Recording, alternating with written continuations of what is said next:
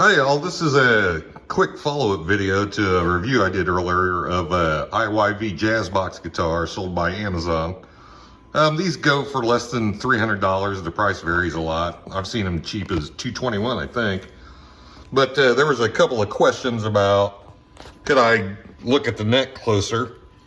What kind of frets are there? These are medium jumbo frets. So Gibson medium jumbos around 103 thousandths.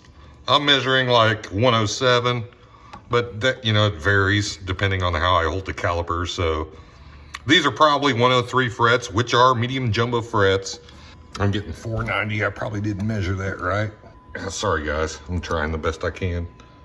Yeah, when I took my time and measured in a couple spots, it was a little over 30 thousandths tall. So the fret wire is about 103 thousandths wide and about 30 thousandths tall. So they're medium jumbo frets. The neck is nice and it is straight. And if this neck was on another guitar, I'd think it was fine. I think it was a good neck. Now the fit and finish on the rest of the guitar is pretty poor, The tape lines and the binding, there's all kinds of, the fit and finish on this is awful. And this is not a jazz box because the top doesn't resonate. It's really, really thick wood and really thick sides. I had a couple of comments that that's not spalted maple, it's quilt, which is true, and I was so excited, I said it was spalted maple. But the original versions of these were a blonde finish, and they were spalted maple, which I think spalted maple, to me, it looks diseased because it is. I think spalted maple is the initial stages of rot, which causes the grain to streak. And then, of course, they grab the wood and dry it out before it rots the wood. But I don't think it looks good. But to each their own. Everybody likes what they like.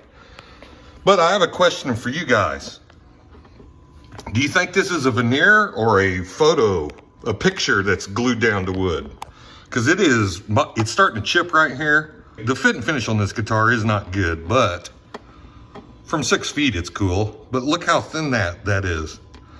If this is a picture, it's a damn good picture, and I don't know how they would do something like that. I mean, I would believe this is a really thin veneer, but it does look cool from a distance. But how do you tell if it's not a veneer? How do you tell if it's a picture? You can see how thin it is. I can't even measure it, it's so thin. So it's either a super, super thin veneer or it is a picture. But man, if that's a picture, it's very convincing. Oh, one last thing too. Somebody said is it cheap pot metal hardware?